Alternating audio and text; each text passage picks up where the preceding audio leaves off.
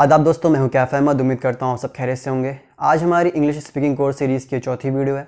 अगर आपने अब तक मेरी पिछली वीडियोस नहीं देखी है तो जाकर देख लें, क्योंकि जब आप स्टेप बाय स्टेप चलेंगे तो किसी चीज़ को समझने में आसानी होगी। सबसे पहले हम ये जानते हैं कि आज हम क्या पढ़ने वाले हैं और हमने पिछला मोस्ट इम्पॉर्टेंट क्या पढ़ा। तो जैसा कि आपको पता होगा, मैंने पिछली वीडियोज़ में आपको बताया है कि काल 3 प्रकार के होते हैं: भूत, वर्तमान, भविष्य। और इन तीनों के चार उप प्रकार होते हैं। एक तरीके से आसान भाषा में समझ लें आप तो ये तीनों भाई हैं और इनके चार लड़के होते हैं। तो जैसे कि जो प्रेजेंट है उसके 4 लड़कों का नाम है, मैं आपको बता दूं, बाकी सबके नाम सेम है। तो उसके पहले लड़के का नाम है सिंपल टेंस, दूसरा है कॉन्टिन्यूअस टेंस, तीसरा है परफेक्ट टेंस और चौथा है परफेक्ट कॉन्टिन्यूअस टेंस। ये 4 टेंस हैं, 4 लड़के हैं किसके? प्रेजेंट के, ठीक है। और ऐसे ही उन दोनों के भी 4 लड़के हैं, सेम नाम है। लेकिन ये जो चारों लड़के हैं ये चारों मेन हैं। इनमें से कोई ऐसा नहीं कि आप किसी को छोड़ दें तो कोई फ़र्क नहीं पड़ेगा, आपको फ़र्क पड़ेगा। इससे आपको इंग्लिश बोलने में बहुत दिक्कत आ जाएगी। इसलिए इन 12 लड़कों के बारे में, सबके बारे में आपको पूरी जानकारी होना बहुत ज़रूरी है। और इसीलिए हम एक सिरे से लेकर चलेंगे। जैसे कि बहुत से लोग पढ़ाते हैं टेंस, जब आपको पढ़ाते हैं तो पहले वो क्या करते हैं कि जैसे प्रेजेंट है तो प्रेजेंट के चारों लड़कों के बारे में आपको पढ़ा देते हैं, ठीक है। उसके बाद जब प्रेजेंट कंप्लीट हुआ फिर आपको पास्ट के बारे में पढ़ाएंगे, चारों लड़के के बारे में, फिर आपको फ्यूचर पढ़ाते हैं। लेकिन हम ऐसा नहीं करेंगे क्योंकि उससे क्या होता है, समझने में बहुत दिक्कत हो जाती है। हम जो करने वाले हैं वो हम करने वाले हैं, सबसे पहले प्रेजेंट का जो लड़का है, सबसे पहला वाला सिंपल टेंस, उसको हम पढ़ाएंगे। कंप्लीट हो गया, फिर उसके बाद हम आ जाएंगे आपका पास्ट पे। फिर पास्ट का जो लड़का है आपका वो सिंपल, उसको पढ़ाएंगे। ऐसे फ्यूचर के सिंपल को पढ़ाएंगे। जब ये सिंपल कंप्लीट हो जाएगा तब हम आगे कॉन्टिन्यूअस में बढ़ेंगे, फिर ऐसे करके कंप्लीट करेंगे। तो क्या है कि आपको कड़ी मिलाने में आसानी होगी और पढ़ने में भी आसानी होगी। तो फिर आज हम पढ़ने वाले हैं सिंपल टेंस, प्रेजेंट टेंस का। सिंपल टेंस के वाक्यों को आपको इंग्लिश बोलते वक्त बहुत ज़रूरत पड़ने वाली है। तो सबसे पहले हम ये जानेंगे कि सिंपल टेंस के वाक्य कैसे होते हैं और अंग्रेज़ी में इनकी रचना कैसे होती है। और सबसे पहले हम ये देखेंगे कि इनका यूज़ कैसे किया जाता है, प्रयोग कैसा होता है। तो जिसके लिए हमें एक एग्जाम्पल की ज़रूरत पड़ेगी। आपकी स्क्रीन पर आ गया होगा। सूरज पूर्व में उगता है, हरी झूठ बोलता है, रमेश अमेरिका में रहता है, वो सुबह जल्दी उठता है, वे रोज़ 16 घंटे काम करते हैं, कुत्ते भौंकते हैं। तो सबसे मेन चीज़ आपको सबसे पहले ये देखनी है कि आपको इन वाक्यों की क्रिया को देखना है कि किस प्रकार इनकी क्रिया है, ठीक है। तो गौर से ध्यान देकर देखिए, मैं दोबारा रिपीट कर रहा हूँ। सूरज पूर्व में उगता है, हरी झूठ बोलता है, रमेश अमेरिका में रहता है, वह सुबह जल्दी उठता है, वे रोज़ 16 घंटे काम करते हैं, कुत्ते भौंकते हैं, ठीक है। तो जो आपकी स्क्रीन पर दिया हुआ है इसमें से किसी भी वाक्य में क्रिया जारी नहीं दिखाई देती है, या एक भी बार ऐसा हो रहा हो ऐसा नहीं पता चलता, नहीं दिखता है। ये हमेशा होने वाली क्रियाएं हैं। सूरज का पूर्व में उगना एक शाश्वत सत्य है, झूठ बोलना हरी की आदत है और रमेश का अमेरिका में रहना हमेशा की बात है। तो सामान्य वर्तमान काल का सरल प्रयोग आपकी समझ में आ गया होगा। एक बार और देखिए। कोई शाश्वत सत्य, किसी की वर्तमान काल की आदत या हमेशा होने वाली कोई क्रिया व्यक्त करने के लिए सामान्य वर्तमान काल का प्रयोग होता है। समझ गए आप? सामान्य वर्तमान काल का प्रयोग होता है, इसका क्या मतलब है? तो ध्यान दें आप इस पर। सामान्य वर्तमान काल का प्रयोग होता है, इसका मतलब सामान्य वर्तमान काल की रचना, जिसे हम रूल कह सकते हैं, ठीक है, जो आगे आ रही है। इसके बारे में हम आपको अभी आगे बताएंगे। हिंदी के वाक्य का अंग्रेजी में सही अनुवाद करने के लिए हिंदी के वाक्यों के काल की सही पहचान होना बहुत ज़रूरी है। लेकिन सिर्फ वर्तमान काल, भूतकाल या भविष्य काल इतनी पहचान काफ़ी नहीं है, क्योंकि हमने अभी देखा कि वर्तमान काल 4 है, भूतकाल 4 है और भविष्य काल 4 है। और इन 12 कालों की 12 अलग अलग रचनाएं हैं, रूल है मतलब, ठीक है। इसलिए वाक्य निश्चित कौन से काल का है ये पहचानना होगा। काल की सही पहचान से ही सही रचना का प्रयोग करके हम सही वाक्य बना सकते हैं। जैसे अगर कोई वाक्य वर्तमान काल का है, सिर्फ इतना ही समझ में आए तो कौन सी रचना का प्रयोग करेंगे? वर्तमान काल की 4 रचनाएं हैं। लेकिन अगर वाक्य अपूर्ण वर्तमान काल का है, ऐसा मालूम हो तो अपूर्ण वर्तमान काल की रचना का प्रयोग कर वाक्य बनाया जा सकता है। या पढ़ते वक्त किसी के सामने यह प्रश्न आए कि काल पहचान कर, रचना देखकर मेरे हिंदी वाक्य को अंग्रेजी में बोलने तक क्या सामने वाला व्यक्ति रुकेगा? तो ये प्रश्न जाहिर सी बात है हर किसी के मन में उठा होगा, भी आपके मन में उठा होगा कि मतलब अगर हम किसी से बात कर रहे हैं ठीक है। तो हम ये थोड़ी ना कि रूल देखेंगे कि उसको पकड़ेंगे ये कौन से काल की बात कर रहा है, कौन से प्रकार की बात कर रहा है, उसका रूल हम मिलाएंगे नहीं ना, क्योंकि हमें तो फ़ौरन उसका जवाब देना पड़ेगा। लेकिन फ़िलहाल आप इतना याद रखें, ये शुरुआत के दिन है, इसलिए काल पहचान का रचना के मुताबिक वाक्य बनाना होगा। लेकिन जैसे जैसे आप इस वीडियो का अध्ययन करते जाएंगे और दी गई सूचनाओं का पालन करेंगे, आपको काल पहचानने की भी ज़रूरत नहीं पड़ेगी, रचना देखनी नहीं पड़ेगी, और अपने आप ही वाक्य को आप अंग्रेज़ी में कर सकेंगे तुरंत, फ़ौरन।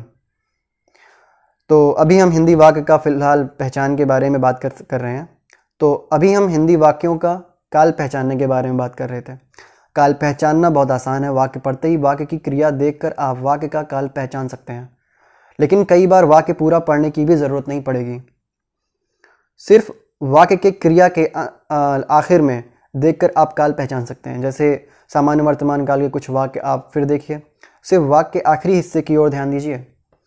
वह सुबह जल्दी उठता है, रात में देर से सोता है, सूर्य पूर्व में उगता है, पश्चिम में डूबता है।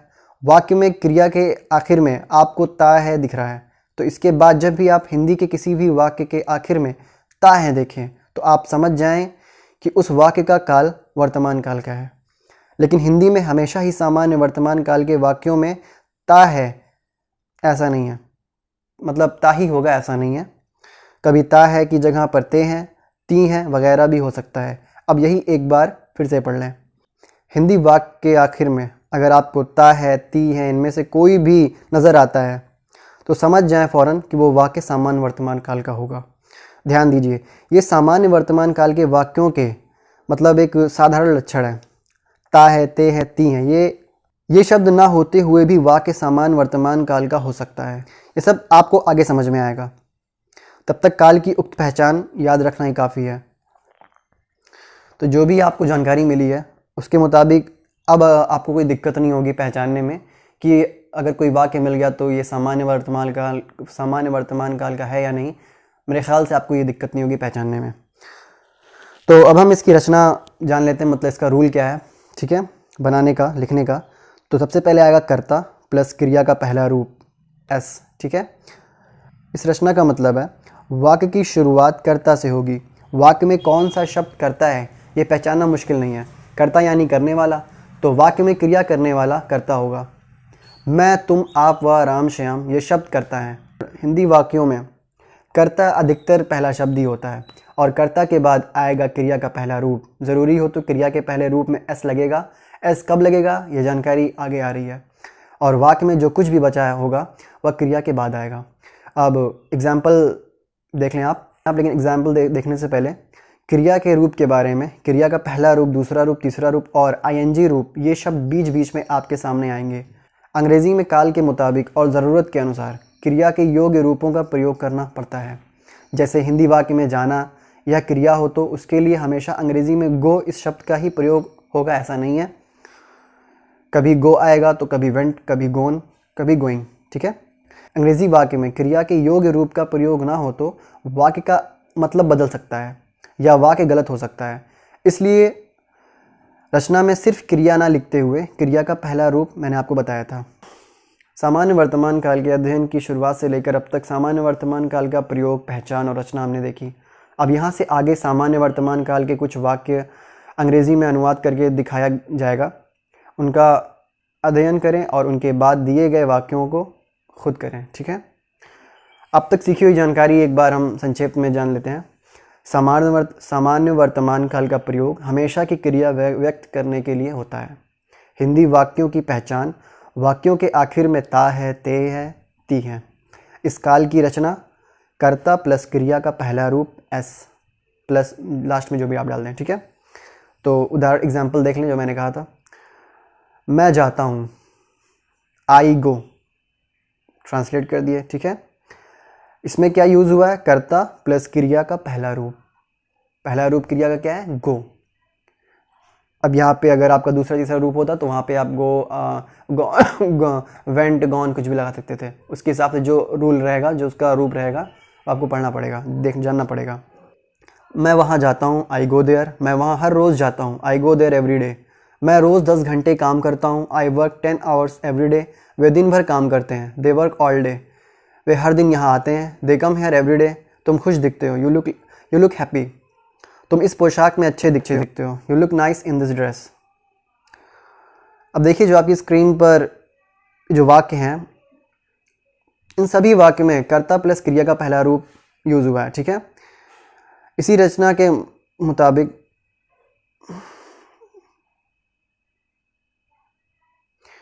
अब जो आपकी स्क्रीन पर ये वाक्य दिए गए हैं, इसमें आप गौर करिए, देखिए इसका जो रूल है वो कर्ता प्लस क्रिया का पहला रूप है, ठीक है। लेकिन किसी भी वाक्य में क्रिया में एस नहीं लगा।